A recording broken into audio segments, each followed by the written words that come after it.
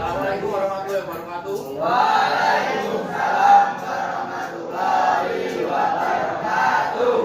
Gimana kabarnya? Ya. Ada semua ya? Ya.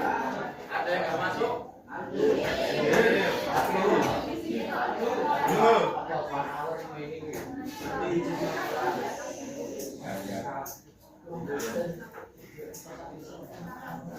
Ya, untuk materi kemarin apa? Oke.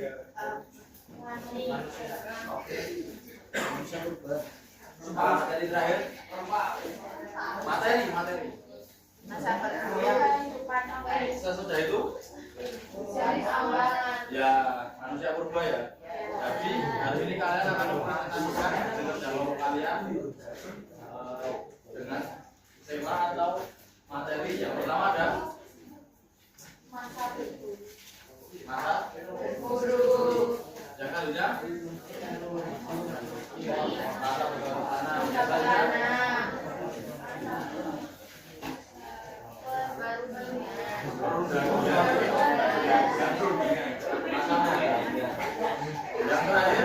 ada jalur Pak. Jadi semuanya sudah dipersiapkan belum? Coba sekarang nomor 1 Mas. Sudah. Belum.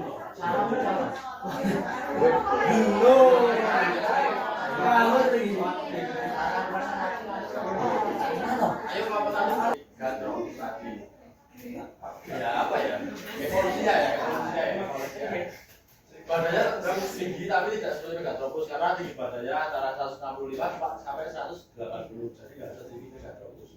Tulang raha dan rangka kuat. Kalau Pithecanthropus itu tulang keningnya yang maju itu. Wajahnya masih tidak memiliki dagu ya mas. Oh dagu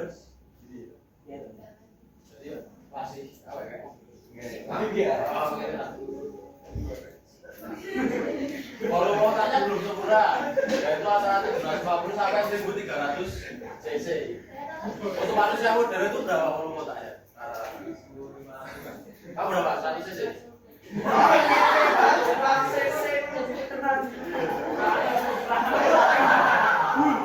Manusia modern sekarang berapa? Rata-rata volume otaknya? 1500. Ya bisa dibilang 1400 sampai 1000. Rata-rata. Antara itu ya. Leo paling 1300.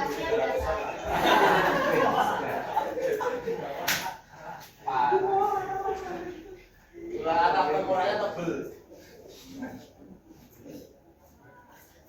Dan berbentuk lonjong. Gimana ya? Tapi nggak usah berjalan aja. Alat buktinya dan otot tengkoraknya mulai mengecil, nggak gede. Megatropus tadi hidup diperkirakan 1 sampai 20 tahun.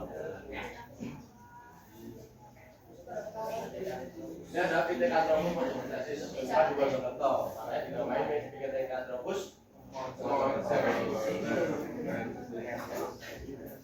Selain itu disebut juga Pithecanthropus robustus saja kerang berahang besar. Cirinya hampir sama tadi.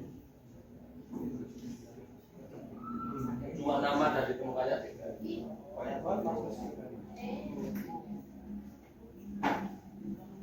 Jadi Pithecanthropus erectus ya, Homo erectus. Terinya itu ditemukan di Gedung Brebes dan Trinil, Jawa Timur oleh Eugene Boys. Homo erectus diyakini berasal dari Afrika. Jadi ini namanya Homo erectus. Karena sudah mendekati manusia. Oh ya, enggak itu rata-rata. Ini kan ya itu kan antara itu. Tapi kalau ini jumlahnya cuma satu fosil loh. Homo erectus. Oh, ya cuma 100 cc. Makanya nggak ditulis sekali. Tulang keningnya masih sama menonjol, tulang dari lurus ke belakang, tulang kaki sudah cukup besar, beratnya besar, berat badan sudah 100 kilo, berat tinggi 165 sampai 100.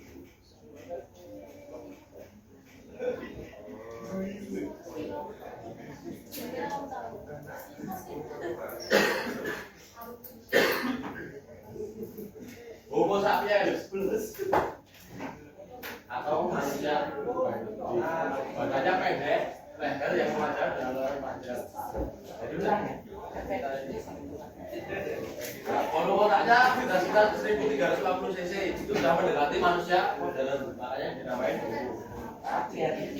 Otak lebih berkembang daripada Megatropus dan Pithecanthropus. Otot punya gigi, darah hang sudah menyusut. Jadi ini bentuknya sudah hampir sama kayak apa ya? Kerangka kita sekarang ya, manusia modern ya. Pada ini sudah berkurang dan sudah bergabung. Jadi sudah bergabung. Rahang bawahnya itu sudah bentuknya kayak gila.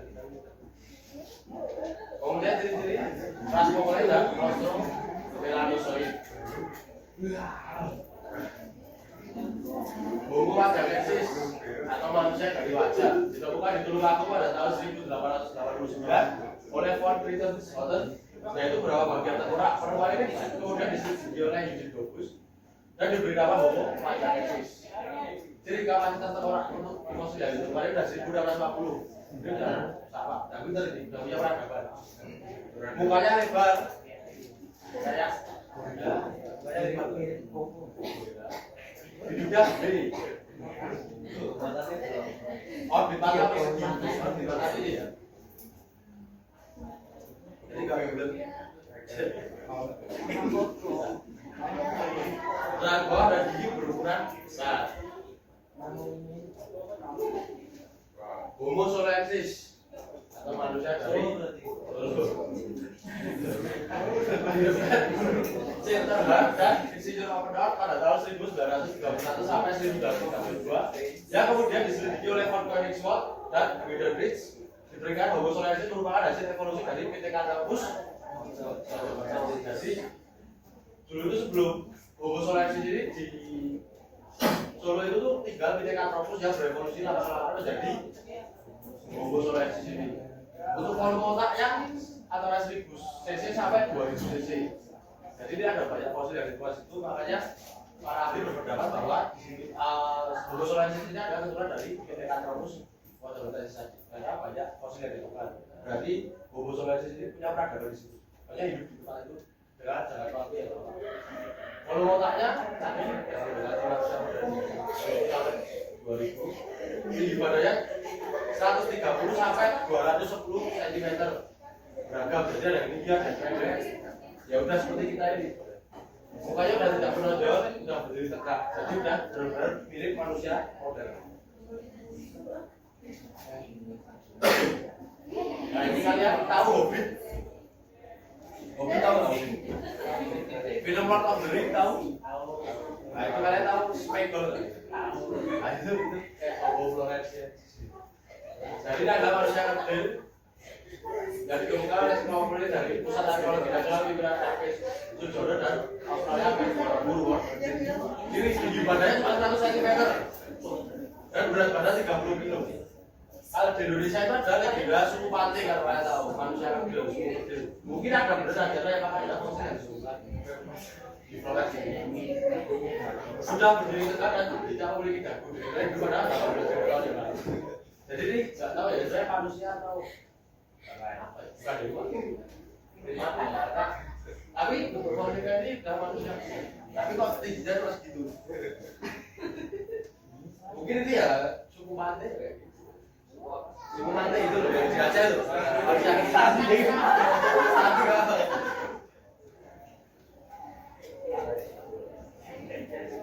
Lalu ada jenis manusia purba di dunia. Yang pertama adalah manusia purba di Cina, kedua di Afrika, ketiga di Eropa dan manusia purba modern. Homo pekinensis atau Homo Peking adalah fosil yang ditemukan di Peking. Peking itu apa? Cina ya, maksudnya sekarang jadi Beijing. Ditemukannya di Gua Chong Puteh, 40 km dari Peking. Tokoh penemu fosil ini adalah Davidson, Black dan Franz Wiedebrich. Berdasarkan yang dijelaskan soal purba ini, mencoba kerangka Pithecanthropus erectus, sehingga para ahli menyebut Pithecanthropus pekinensis atau Sinanthropus pekinensis, manusia gerak dari Peking. Manusia purba ini dianggap sama dengan Pithecanthropus karena memiliki ciri fisik yang sama dan diperkirakan hidup di zaman yang sama. Sinanthropus pekinensis ini memiliki kapasitas otak sebesar 900 sampai 1200 cc. Jadi sudah lumayan berat. Selanjutnya ada Homo africanus atau manusia dari Afrika. Bahwa Afrikanus adalah manusia dari Afrika ditemukan oleh Raymond Brand. Fosil ini ditemukan di dekat sebuah tambak Botswana tahun 1924. Fosil ini diberi oleh Australopithecus Africanus karena hampir mirip dengan penduduk asli Australia. Makanya kemarin kalau kalian masih ingat ada teori atau Afrika, itu enggak. Jadi ada teori Afrika itu paling jauh sampai ke Australia. Dan ditemukan ini bahwa Afrikanus juga ini sama seperti fosil yang ditemukan di Australia. Makanya teori itu bisa kuat. Manusia ini hidup sekitar 3,3 sampai 2,1 juta tahun yang lalu. Ciri fisik manusia purba ini tinggi sekitar 114 cm sampai 138 cm. Jadi lumayan kecil ya, 138.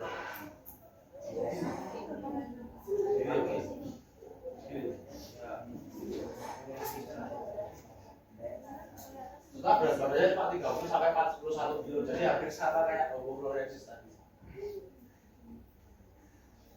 Selanjutnya Homo neanderthalensis. Homo neanderthalensis berarti manusia dari yang paling alam. Fosil ini juga di di lubang Neander atau Jerman. Sedang Jerman Barat pada tahun 1846. Fosil serupa juga ditemukan di Boaspai, Belgia. Manusia ini hidup di era Eurasia sekitar 40.000 tahun yang lalu. Manusia purba ini memiliki ciri badan yang tegap dan besar. Tinggi rata-ratanya 153 sampai 165 cm. Jadi nggak tahu ini bentuknya kayak gini ya, tapi ini kayak kurang aja. Kenapa ya? Coba mukanya nggak kayak monyet. Coba kalian lihat ya. Apakah ya ini disebut manusia juga nggak bisa? Kenapa tapi kalau dari Eropa kenapa bagus?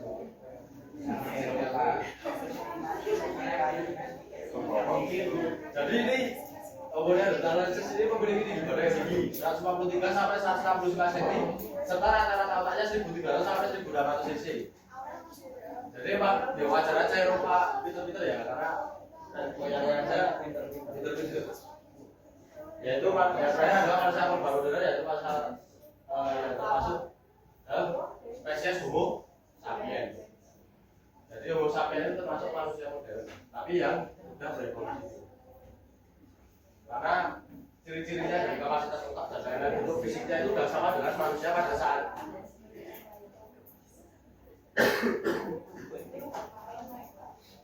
ada tambahan dari spiritual yang ditemukan di beberapa tempat di dunia.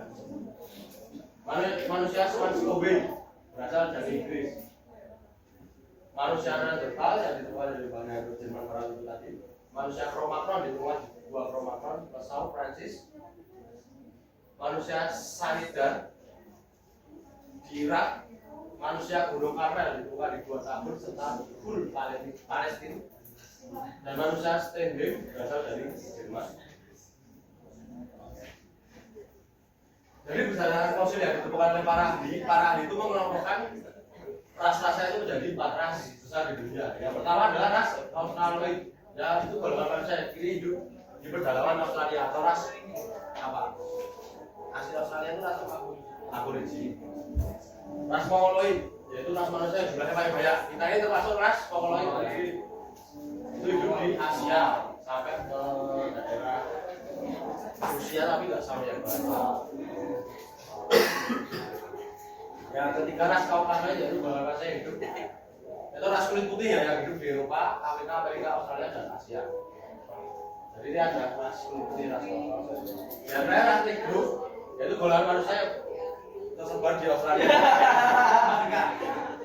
Nah, Negro itu berasal dari Afrika ya, yang sekarang ada di Amerika, di Eropa itu migrasi ya, bukan asli Amerika ataupun Eropa. Tapi ras kulit putih ya di Amerika itu pun juga bukan penduduk asli Amerika. Karena penduduk asli Amerika itu ras apa? India. Kulit merah ya. Kayak orang-orang Latina gitu. Hampir mirip kayak kita fisiknya. Kalau Australia itu manusia, ras aslinya itu yaitu aborigin tadi, hampir sama dengan Negro. Ya moyangnya dari Homo africanus dan Australopithecus.